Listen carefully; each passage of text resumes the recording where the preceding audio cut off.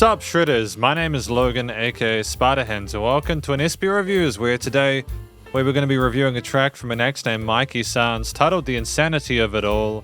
This is the official music visualizer, and if we switch over to here, the title of this video is SP Reviews Incel Rap, because apparently this is Incel Rap and they're trying to brand themselves as an Incel rapper. We're gonna listen through this track from start till finish and we're gonna hear what we think. Let's go, let's do this. It is 1:26.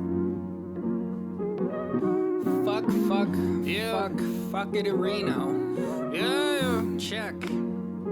Yeah.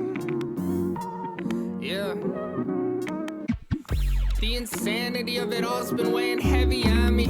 Ponder being all day. I stay exhausted. Our culture undeniably gynocentric. Got me full of toxic questions. Like, are men worse than women? Perhaps because aggression. Or maybe my mind is just consumed by liberal infection. I don't know. I spent too much time on my phone. Multiple prescriptions, eyes dry as a bone. Adventures full of boring dread. Female public indecency, they're desperate to turn my head. No concern for how things affect men. Everything is our fault, it's justified for them to resent. The stance of our mainstream culture is there's no such thing as bad female behavior. The role of a woman is whatever she whims, and the role of a man is whatever it's always been. The left wants to act like this isn't rampant false accusations.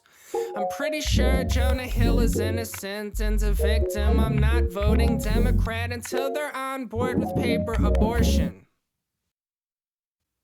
It's gay for women to have jobs.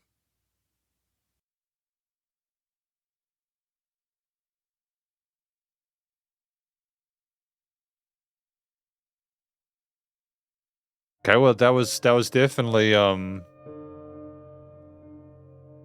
we're gonna talk about this track more in the conclusion. And welcome to the conclusion of my review of this track from an act named MiKEY Sanz titled The Insanity of It All. Bo broke the Matrix playing MiKEY Sanz at the party. What I think this track is about, I think it's about like their position, their situation personally, spending too much time on their phone, their opinions on women, their opinions on the Democrats and abortion and stuff like that.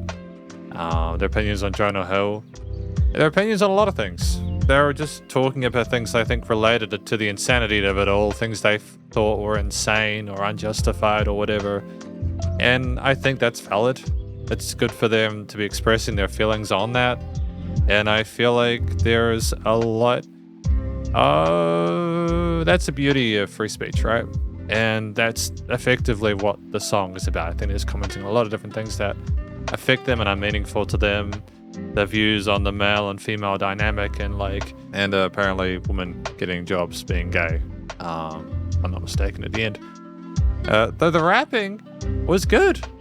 The words came through clearly. We had some interesting moments there with the flow.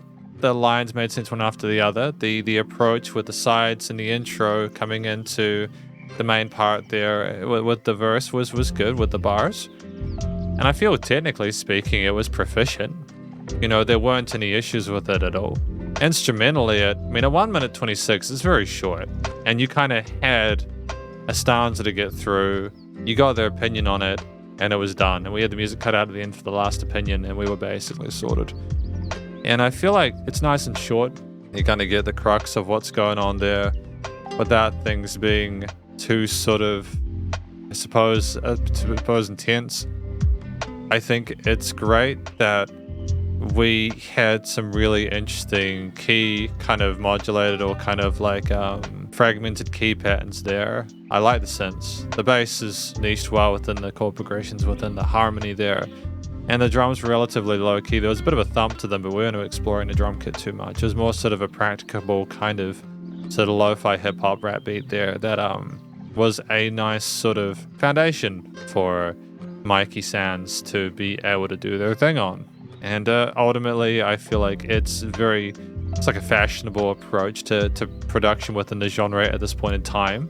It's palatable, and the extensions within the harmonies elicit a feeling of complexity to the situation that the person telling the story is going through. So I kind of get from a harmonic perspective why like how the story connects to that, to the extent them sort of figuring stuff out. The kind of little sort of turntablism bit before going into the lower focus at the start of the verse after the intro section was kind of great as well. And I feel like we didn't need to add anything instrumental in order to sort of flesh it out or kind of reinvent the wheel there. Things were relatively well balanced there within the arrangement. And I've talked about the theme overall and how I feel about the actual sort of like main beat. The studio recording, mixing, and mastering was really good. I thought the vocals were well leveled in the mix there. They weren't overproduced. They didn't oversaturate things. They had, you know, again, the keys, the kind of synth parts there, the bass and the drums, and they were relatively well niched within the frequency spectrum and the stereo field. The music surrounded you in the headphones. There was panning of different parts of the vocals from left to right there, which is kind of cool in the intro, and then we kind of capture things well in the main. There was dynamic range. Things came down at the end, which is great. The vocals are nice and clear. And it was, you know, it was nice and low without pumping. So the bus compression, well, there's a little bit of pumping, but not too much. So the bus compression and limiting were handled.